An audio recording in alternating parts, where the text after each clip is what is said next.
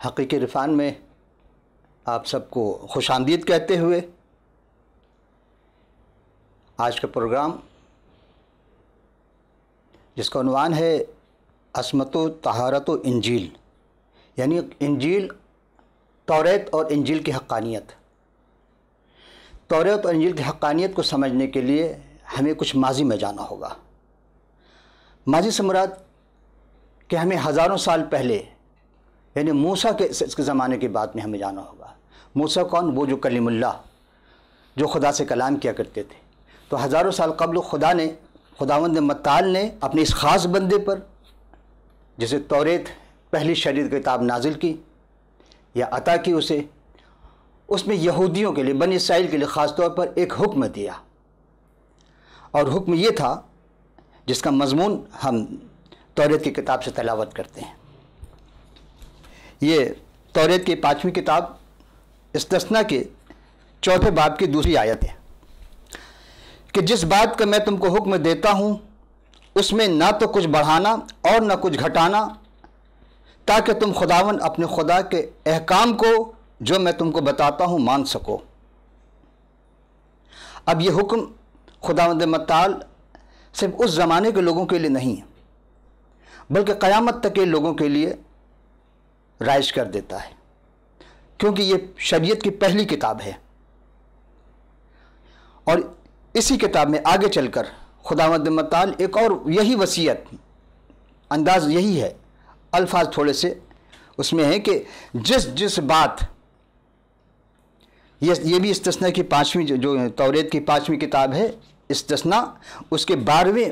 باب کی 32 آیت کہ جس بات کا میں تم کو حکم دیتا ہوں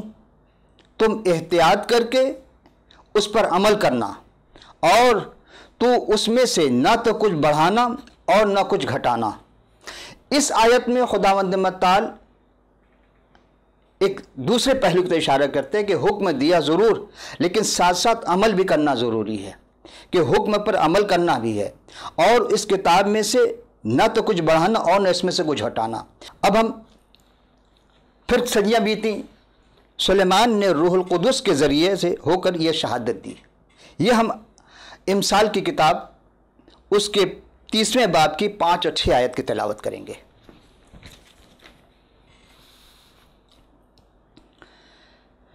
خدا کا ہر ایک سخن پاک ہے اور اس کی سپر ہے جس کا توکل اس پر ہے، تو اس کلام میں سے کچھ نہ بڑھانا، مبادہ ہو وہ تجھ کو تنبیہ کرے اور تو جھوٹا ٹھہرے۔ عزیزان محترم،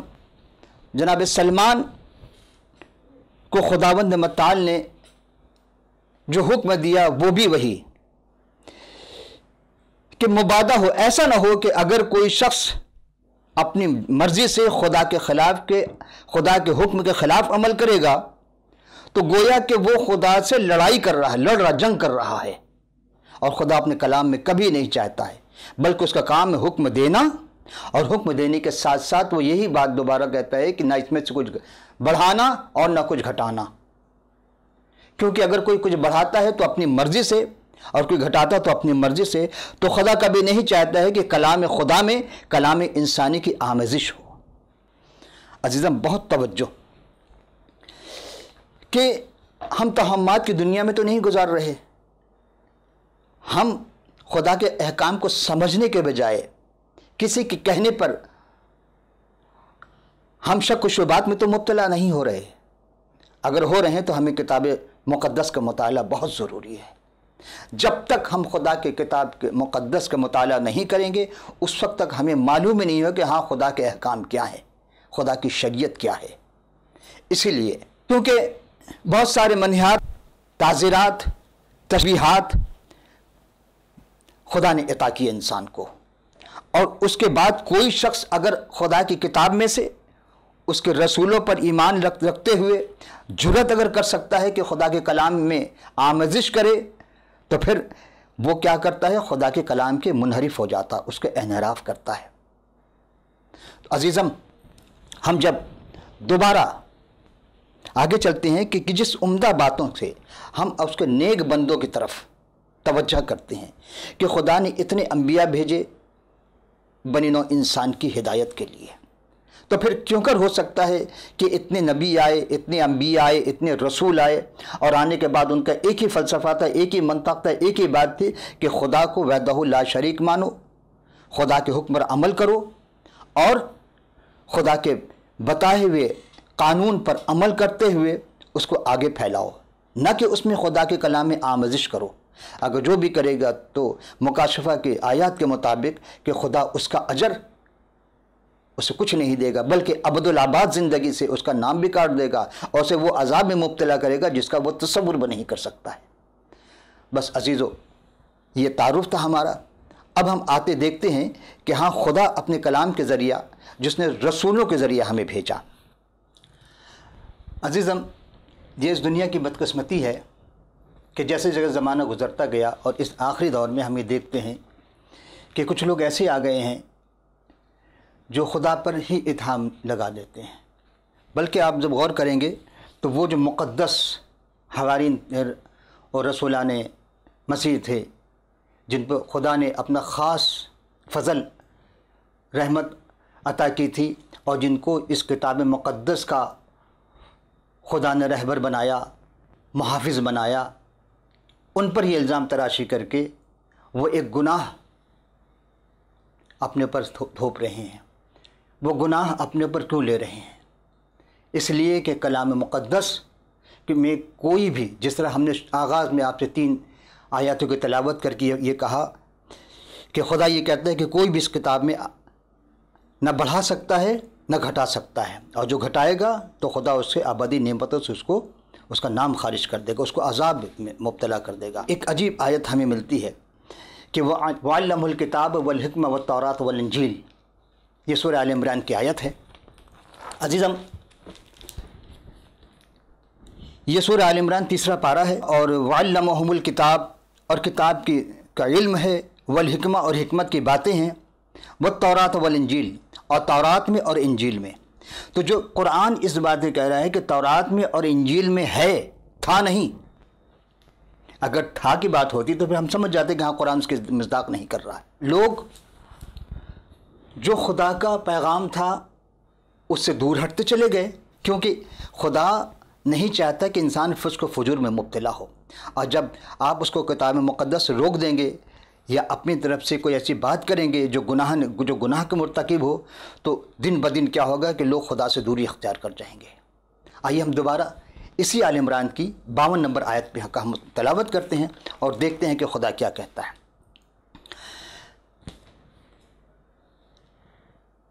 فَلَمَّا أَحْصَى عِيسَى مِنْهُمُ الْكُفْرَ قَالَ مَنْ أَنصَارِي إِلَى اللَّهِ قَالَ الْحَوَارِيُّونَ نَحْنُ أَنصَارُ اللَّهِ آمَنَ بِاللَّهِ وَأَشْهَدُ بِأَنَّا مُسْلِمُونَ، کہ جب کہا کہ عیسیٰ کے لیے کہ جن لوگوں نے انکار کیا تھا، اور وہ کس کا انکار کیا کہ قال، پھر انہوں نے کہا کہ من انصار الی اللہ، وہ جو انصار تھے، مدد کرنے والے تھے، تو اللہ کی طرف سے تھے، خدا کی طرف سے تھے۔ قال الحواری نحن انصار اللہ، تو پھر حواری نے کہا جو قرآن کہہ رہا ہے کہ نحن انصار اللہ، کہ ہم اللہ کے انصار میں سے ہیں، ہم اللہ کے مددگار ہیں، اور آمن باللہ، اور ہم اللہ پر ایمان رکھتے ہیں، واشہدو، اور گواہی بھی دے بأننا مسلمون، کہ ہم نے جیسا خدا نے کہا تھا ہم نے اپنے آپ کو اس کے سپرد کر دیا۔ بس عزیزو، کہ اصحاب مسیح جو کہ پاک و پاکیزہ رہے اور امانت میں سرشار رہے، محافظ رہے، تو بھلا وہ جو خدا کہہ رہا ہے کہ اس قرآن میں کہ ہاں انصار اللہ تھے،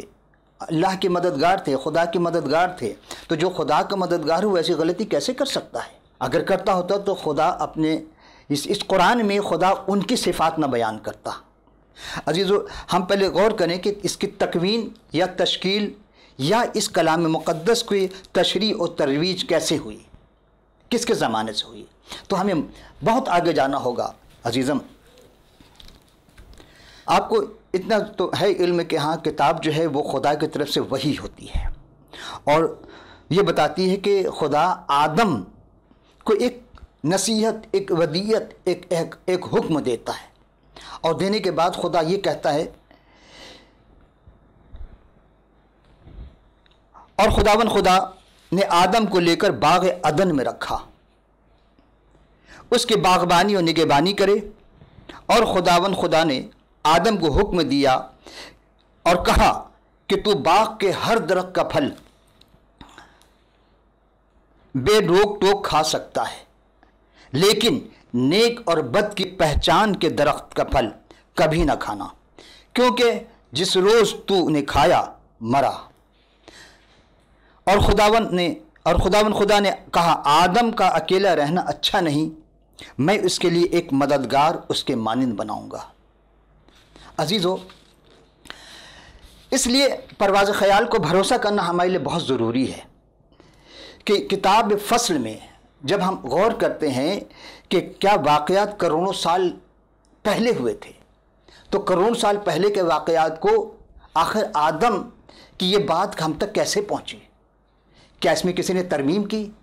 تحریف کر دی؟ نہیں عزیزو، یہ ساری وحی الہی کے ذریعہ وہ جو موسیٰ کو عطا کی گئی تھی توریت، پہلی شریعت کی کتاب،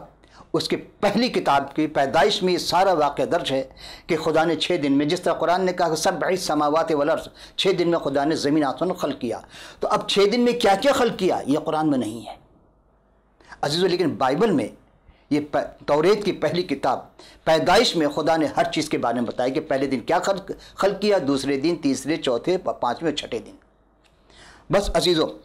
جیسے جیسے یعنی کروڑ سال کا درمیانی فرق جب ہم غور سے دیکھیں گے تو بشر کے درمیان اور خدا کے درمیان ایک فاصلہ آ گیا، اور اعلان و احکام میں پھر خدا نے درمیان ایک وسیلہ رکھا۔ اور اس کے لیے پھر ہم غور کریں گے تو بہت سے کتب مقدسہ کہ آیات سے ہم یہ نتیجہ نکالتے ہیں۔ عزیزم، پہلا دور آدم سے موسیٰ تک، آئیے ہم ایک نظر پھر دوڑاتے ہیں، غور کرتے ہیں کہ خدا کس طرح اپنے کلام کو، ان واقعات کو ہم تک پہنچاتا ہے۔ چونکہ توریت تو موسیٰ کے زمانے میں نازل ہوئی، موسیٰ پر نازل، اس سے پہلے کے واقعات خدا نے کلام میں کس طریقے سے پہنچایا۔ تو ہم دیکھتے ہیں کتاب مقدس کے بعض آیاتوں میں کچھ نتائج نکلتے ہیں، مثلا جناب حنوک جو آدم کے 7ویں پشت میں تھے اور جن کا بیان پیدائش کی کتاب کے 5ویں باب میں آیا ہے۔ اسی طرح ان کے بارے میں یہودا کے خط میں یہ لکھا ہوا ہے کہ وہ نبی تھے اور خدا کے ساتھ چلتے تھے، یعنی جو بھی نبی تھا وہ خدا کے ساتھ چلتا تھا اور خدا کے احکام پر پیروی کرتے ہوئے اس کے حکم کو مانتا تھا۔ اب تسلسل کے ساتھ جب آپ غور کریں گے تو انہی ماضی کے واقعات کے گزرے ہوئے حالات کے تحت تسلسل سے کے لحاظ سے وہ آدم کے پوتے تھے اور ان کو جانتے تھے۔ اسی طرح حنوک کے بیٹے متوسلح تھے جو جناب نوح کے زمانے تک زندہ تھے اور جناب نوح کے دادا تھے۔ جناب نوح نے کیا کیا کہ نوح بھی سچائی اور راست بازی پر بھرپور تھے، یعنی کہ جو بھی خدا کا برگزیدہ تھا وہ راست باز ضرور تھا، سچا ضرور تھا، حق ضرور تھا۔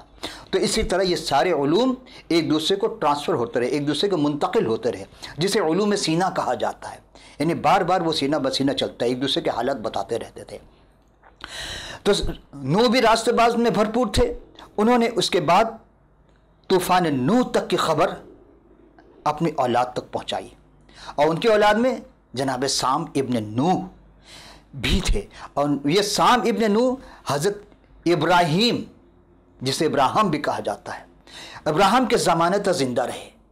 اور ان کے جد اعلیٰ تھے۔ اس کے بعد سام طوفان نوح کے 500 سال تک حیات رہے، خدا نے انہیں اتنی زندگی دی تھی۔ اس واقعے کو سمجھنے کے لیے ہم چل دیتے ہیں بائبل کی کتاب غلطیوں کے خط، اس کے 3 باب کی 6 اور 7 آیت کی تلاوت کرتے ہیں۔ ابراہیم خدا پر ایمان لایا اور یہ اس کے لیے راست بازی گنا گیا، پس جان لو کہ جو ایمان والے ہیں وہی ابراہیم کے فرزند ہیں۔ نیز عزیزم، اس واقعے کو، اس بات کو سمجھنے کے لیے ہمیں دوبارہ پیدائش کی کتاب کے 18ویں باب کے 19 آیت کی تلاوت کرنی پڑے گی، چونکہ بات اس وقت پھر واضح ہو جائے گی کہ ہاں یہ باتیں کس طرح ہم تک آئیں۔ 18ویں باب پیدائش کی 19ویں آیت سے واضح ہے کہ اپنی نسل اور اولاد تک جناب ابراہیم نے سارے واقعہ ماضیہ کی خبر دی تھی۔ ابراہیم خدا پر ایمان لایا اور یہ اس کے لیے راستہ بازی گنا گیا، پس جان لو کہ جو ایمان والے ہیں وہی ابراہیم کی اولاد ہیں۔ عزیزم، اپنی نسل تک بات کو پہنچانے کے لیے، ماضیہ حالات کے واقعات کو بتانے کے لیے خبر جو دی تھی، ان باتوں سے واضح ظاہر ہو رہا ہے کہ جناب ابراہیم اور جناب موسیٰ کے درمیان ایک اتصال مسلسل رہا ہے، رابطہ تھا، جس کی تحقیق کچھ مشکل نہیں ہے۔ اس کے لیے ہم دوسرا دور کو غور کرتے ہیں، جو دوسرا دور جناب موسیٰ اور ان کے عصر کا ہے، اور وہ ہے، یہ ہم دیکھتے ہیں خروج کی کتاب۔ خروج بنی اسرائیل کے زمانے کے بعد کے آگے کے حوادث اور واقعات کی مسلسل ایک تجسیل کا کام کتاب مقدس میں درج ہے، بڑی باریکی کے ساتھ بیان کیا گیا ہے، کیونکہ خدا نے موسیٰ کلیم اللہ کو ایسا کرنے کا حکم دیا تھا۔ تو آئیے اب وہ دیکھتے ہیں کہ خروج کے 17ویں باب کی وہ آیت کیا ہے۔ تب خدا نے موسیٰ سے کہا، اس بات کی یادگاری کے لیے کتاب لکھ دے۔ گویا کہ اب یہاں سے خدا سینہ بسینہ کے بجائے اب وہ تحریری شکل میں دینا چاہتا ہے۔ گویا وہ علوم آ گئے کہ جو اب تحریر میں لائی جا سکتی ہیں۔ پھر ہم یہ بھی دیکھتے ہیں کہ کتاب العہد میں سے کام لیا خدا نے اور اس قوم کو کس طرح قرت فرمائی۔ ہم اس کے لیے خروج کی 14 باب کی 7ویں آیت کی تلاوت کرتے ہیں۔ پھر موسیٰ نے عہد لیا اور لوگوں کو پڑھ کر سنایا، اور اسی کے آگے چل کر 34ویں باب کی 28ویں آیت میں ہے کہ اور خدا نے موسیٰ سے کہا کہ تو یہ باتیں لکھ لے، کیونکہ انہی باتوں کے مفہوم کے مطابق میں تجھ سے اور اسرائیل سے عہد باندھتا ہوں۔ اور پھر ایسا ہوا کہ جب موسیٰ کو یہ شریعت دی گئی اور ان باتوں میں وہ کتاب لکھ چکے، اور کتاب جب اتمام ہوئی، ختم ہوئی، تو خدا نے موسیٰ سے کہا کہ لاویوں کے، اور اس کے لیے ہمیں دوبارہ استثناء میں جانا ہوگا، جو 5ویں کتاب ہے توریت کی، اور اس کے 31 باب کی 24 سے 26 آیت، 31 باب 24 سے 26ویں آیت۔ اور ایسا ہوا کہ جب موسیٰ اس شریعت کی باتوں کو ایک کتاب میں لکھ چکا اور وہ ختم ہو گئی، تو موسیٰ نے لاویوں سے جو خدا کے عہد کے صندوق کو اٹھایا کرتے تھے کہا کہ اس شریعت کی کتاب کو لے کر خداوند اپنے خدا کے عہد کے صندوق کے پاس رکھ دو، تاکہ وہ تیرے خلاف گواہ رہے۔ اب دیکھیں کہ گواہی کے لیے خلاف نہیں ہوتا ہے، لیکن کہا کہ اگر ان میں سے کوئی انحراف کرے گا تو خدا گواہ ہوگا۔ عزیزم، اب اس کے لیے ہم جب غور کرتے ہیں تو ہم پھر تیسرا دور دیکھتے ہیں۔ یہ تیسرا دور یشوع کا ہے، اور یشوع سے ملاکی تک کا دور ہے۔ خدا نے یشوع سے کہا کہ، اور اس کے لیے یشوع کے صحیفہ اس کی 24ویں آیت کی 26ویں آیت کیا، 24ویں باب کی 26ویں آیت کی تلاوت کرتے ہیں۔ یشوع نے عجب انداز میں، اور خدا نے یشوع سے کہا، یشوع نے یہ باتیں شریعت کی کتاب میں لکھ دی۔ گویا کہ جب کتابیں لکھی جاتی ہیں تو اس کی تصدیق بھی کی جاتی تھی، اور نبی ایک دوسرے سے تصدیق ہوئی کی باتوں کو لکھتے تھے۔ اس چیز کو سمجھے کہ ہمیں سیموئیل کے پہلے سیموئیل میں جانا ہوگا، پہلا سیموئیل 10ویں باب کی 25ویں آیت میں۔ پھر سیموئیل نے لوگوں کو حکومت کا طرز بتایا، گویا اس سے پہلے حکومت نہیں تھی۔ سیموئیل نے حکومت کی اور حکومت طرز بتایا، اور اسے کتاب میں لکھ کر خداوند کے حضور رکھ دیا۔ عزیزاً، اور سردار کاہن جو لوگ ہوتے تھے خلقیات نے، اس میں ایک شخص تھا صافن منشی۔ پھر غور کریں کہ سردار کاہن خلقیہ کو ایک کتاب ملی، اور وہ کتاب دینے والے صافن منشی تھے، اور صافن نے اسے بادشاہ کے حضور پڑھا۔ جب بادشاہ نے توریت کی کتاب باتیں سنی تو اس سے اپنے کپڑے پھاڑ لیے، اور یہ حکم دیا ہے کہ یہ کتاب جو ملی ہے اس کی باتوں کے باروں میں تم جا کر میری اور سب لوگوں اور سارے یہوہ کے طرف خداوند سے دریافت کرو۔ یہ باتیں ہم دوسرا سلاطین اس کے 22ویں باب کی 8 سے 13 آیت میں ہم پڑھ چکے۔ خداوند کی کتاب کو پڑھو، ڈھونڈو اور پڑھو، یسعیاہ نبی کا صحیفہ 34 باب کی 6 آیت۔ اب پھر آئیے ہم یرمیہ نبی کے 36 باب کی 1 سے 2 آیت کی تلاوت کرتے ہیں۔ کتاب کا ایک تومار کہتے ہیں جو خطوط لکھ کر کے اور رول کر کے یعنی گول کر کے اسے رکھے جاتے تھے۔ اے یرمیہ لے اور وہ سب کلام جو میں نے بنی اسرائیل اور یہودا اور تمام اقوام کے خلاف تجھ سے کیا ہے، اس دن سے لے کر اور جب سے تجھ سے کلام کرنے لگا یعنی شاہ یوسیاہ کے آج کے دن تک اس کو میں لکھ۔ یرمیہ نے اس کو لکھا اپنے 36ویں باب کی 1 اور 2 آیت میں۔ پھر ہم دانیل نبی کے صحیفہ میں دیکھتے ہیں 19ویں باب کی 2 آیت۔ اور دارا ابن خسرس سلطنت کے پہلے سال میں دانیل نے کتابوں میں ان برسوں کا حساب سمجھا جن کی بابت خدا کا کلام یرمیہ نبی پر نازل ہوا، اور وہ نازل ہو کر یروشلم کی بربادی تک 70 برس پورے گزرے ہیں۔ عزیزم، 7واں مہینہ، اس کے لیے پھر ہم گفتگو کریں گے آپ سے، لیکن ابھی گفتگو ہماری اختتام نہیں ہوئی ہے۔ ابھی تو ہم اس دور میں ہیں جہاں یہ آغاز ہو رہا ہے۔ تو اب سوچیں کہ جن لوگوں نے چیزیں لکھی ہوں گی کس طرح خدا کے کلام سے انحراف کیا ہوگا، اور جو کوئی بھی یہ کام کرے گا، اتہام لگائے گا، الزام لگائے گا کہ خدا کے کلام میں آمیزش کر دی گئی، اصل میں اپنے پر گناہ کا بوجھ لاد رہے ہیں۔ عزیزم، یہ ہمارا پہلا پروگرام تھا خدا کے اس کلام سے، جو ہم عصمت توریت و انجیل کی حقانیت پیش کر رہے تھے۔ اب ہم آپ سے اجازت چاہتے ہیں۔ اگلا پروگرام جب ہم آپ دوبارہ حاضر ہوں گے، آپ کو سے ملیں گے، تو ہم آپ کو اس کی اور حقانیت سے واضح کریں گے کہ ہاں کیسے کیسے ہم تک یہ چیزیں پہنچی اور خدا کا کلام سچا ہے۔ اس کے لیے ہم آپ سے قرآن کی بھی کچھ آیت پیش کریں گے۔ اس وقت کے لیے اجازت، خدا حافظ۔